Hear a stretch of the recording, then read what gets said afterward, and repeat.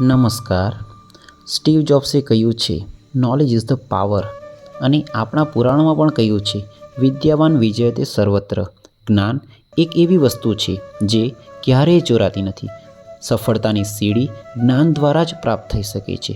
આવું જ્ઞાન મેળવવા માટે એક અદ્વિતીય જનતા સાર્વજનિક કેળવણી મંડળ સવિતાબા સંકુલ સંચાલિત Shri M B. Vamdot and C B. Patel સાર્વજનિક હાઈસ્કૂલ, શ્રી એમ.આર. શાહ પ્રાથમિક શાળા, વૃષાંગ બાળભવન, Paras English medium and Kishor excellency school, જે ગુજરાતની સુપ્રસિદ્ધ સરદારનગરી બારડોલીમાં એક સુંદર કેળવણી મંદિર તરીકે ઉભરી આવેલ છે.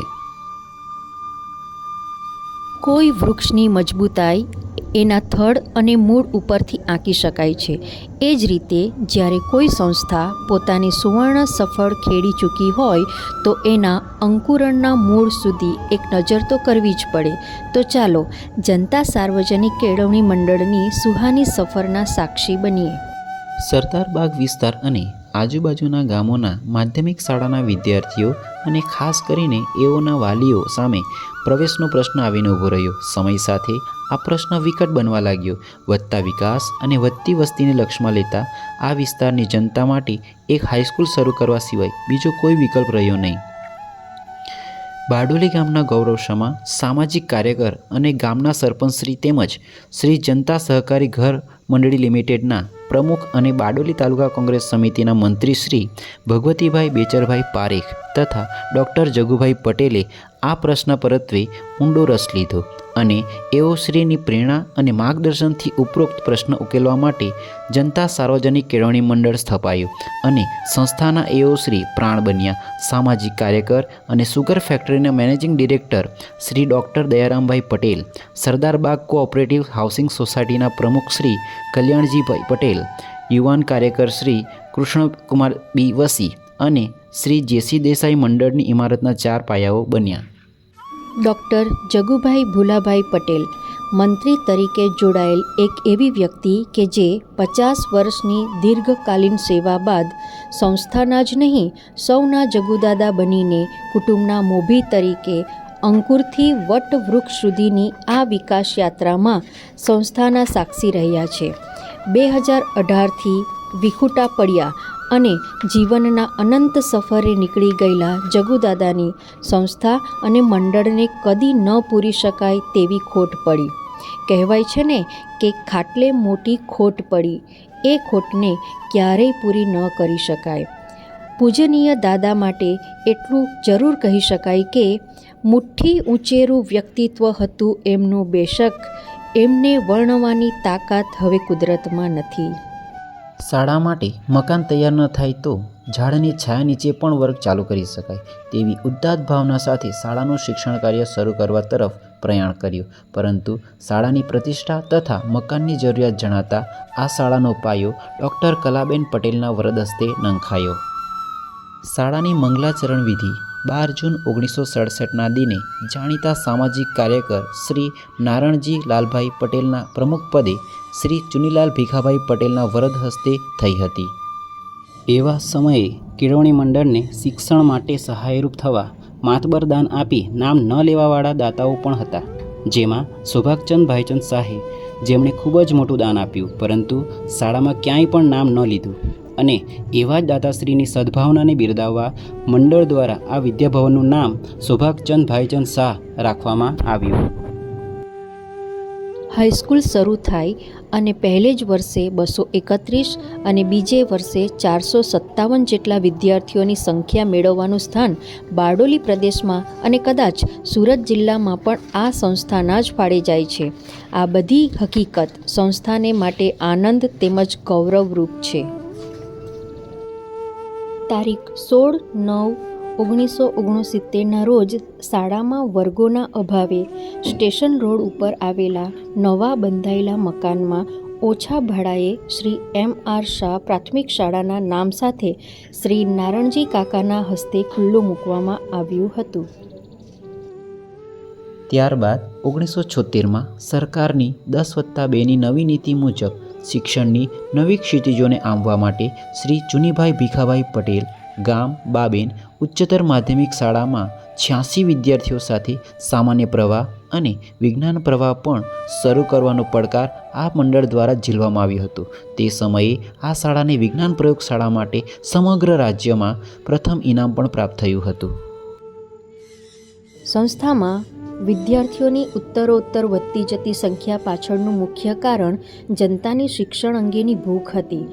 ઉપરાંત આ સંસ્થાએ રાખેલો એકમાત્ર ધ્યેય એ હતો કે નજીવી ફીમાં પણ બાળકો સારામાં સારું અને ઉચ્ચ શિક્ષણ મેળવે તે ધ્યેય પૂર્ણ કરવા અનુભવી ઉચ્ચ લાયકાત ધરાવતા તાલીમ પામેલ શિક્ષકગણનો ફાળો રહ્યો હતો. શિક્ષણ કાર્ય કરાવતા તે તમામ શિક્ષકો સવેતન નહીં પરંતુ સંવેદના સાથે શાળાની પ્રતિષ્ઠા તથા હસ્તીના આધાર સ્તંભ બન્યા હતા. ધીમે ધીમે આ સંસ્થા વિશાળ વટવૃક્ષમાં પરિણમી રહી હતી, પરંતુ આધુનિક સમયની માંગ સાથે હંમેશા તાલ મિલાવનાર જનતા સાર્વજનિક કેળવણી મંડળે સુવર્ણ જયંતિના વર્ષમાં નવા સોપાન સમૂહ પારસ ઇંગ્લિશ મીડિયમ સ્કૂલ શરૂ કરી, જેનું ખાતમુહૂર્ત તારીખ 7/3/2019ના રોજ દાતા પરિવારના સભ્યો દ્વારા કરવામાં આવ્યું હતું.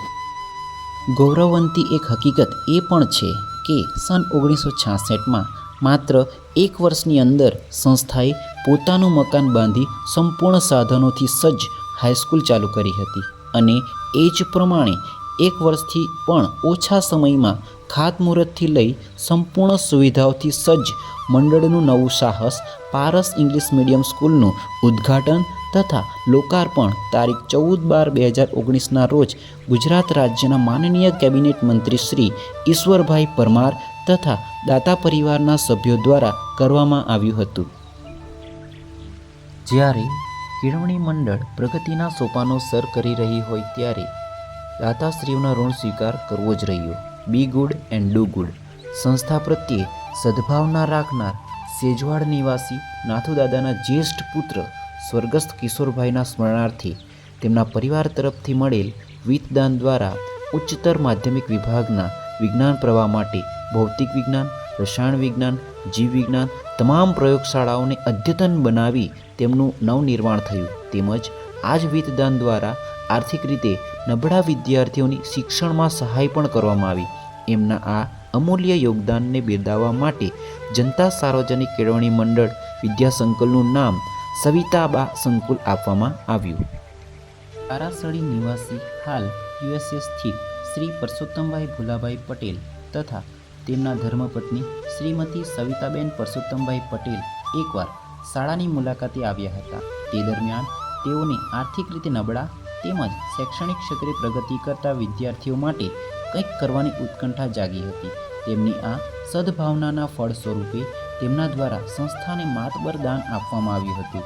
આ તબક્કે આપણે તેમનો ઋણ સ્વીકાર કરીએ છીએ.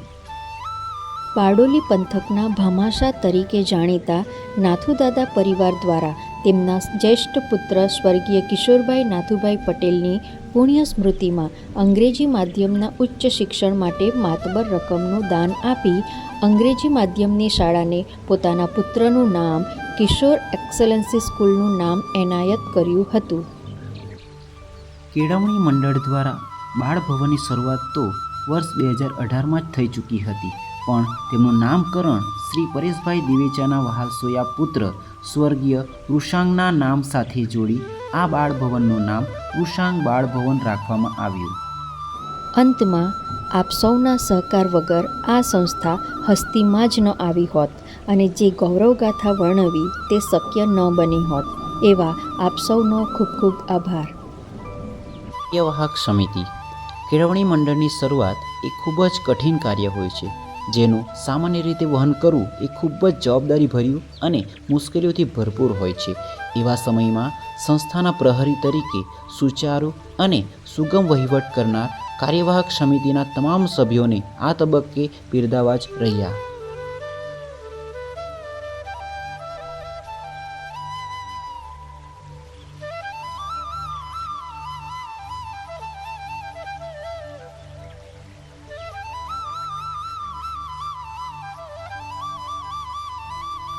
પહેલાંના સમયમાં એવું કહેવાતું હતું કે રક્તદાન એ જ શ્રેષ્ઠ દાન છે. સમય જતાં ચક્ષુદાન એ શ્રેષ્ઠ દાન ગણાયું અને ત્યારબાદ અંગદાન એ શ્રેષ્ઠ દાન બન્યું. પરંતુ આજના આ હરણફાળ સમયમાં સમયદાન એ જ શ્રેષ્ઠ દાન ગણાય છે. આ વાત સાથે સૌથી વધુ બંધ બેસતી જો વ્યક્તિ હોય તો એ છે સંસ્થાના મંત્રી શ્રી રાજેશભાઈ પટેલ, જેઓ આજ શાળાના ભૂતપૂર્વ વિદ્યાર્થી હોવાની સાથે મંડળમાં મંત્રી પદ સુધી પહોંચી આજે આ કેળવણી મંડળની ધુરા સંભાળી રહ્યા છે. કદાચ પરિવાર કરતાં પણ સૌથી વધુ સમય પોતાની સંસ્થાને આપી રહ્યા છે એ એમના કાર્ય પરથી જણાય છે. સંસ્થાના ખજાનચી શ્રી ડૉક્ટર સંજયભાઈ પટેલ હંમેશા સંસ્થાના હિત માટે ખડે પગે તત્પર રહેનારા સક્રિય વ્યક્તિ છે, જેમની ગતિ હંમેશા સંસ્થાની પ્રગતિની દિશામાં જ રહે છે. મંડળના અન્ય પદાધિકારીઓ સાથે ખભાથી ખભા મિલાવી પોતાની કાર્યશૈલી અને નેતૃત્વના ગુણો સાથે સંસ્થાને હર હંમેશ પ્રગતિના પંથે દોરી રહ્યા છે.